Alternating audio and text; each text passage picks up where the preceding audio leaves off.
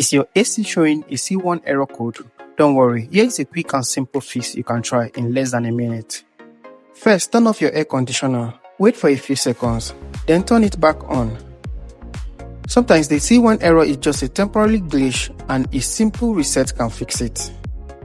If the error is still showing, press the clean button on your remote. Wait for about a minute while the system runs the cleaning process. After that, we'll start the AC again. And that is it, your AC should be working fine now. The C1 error usually means your AC is detecting dust buildup or a minor sensor issue.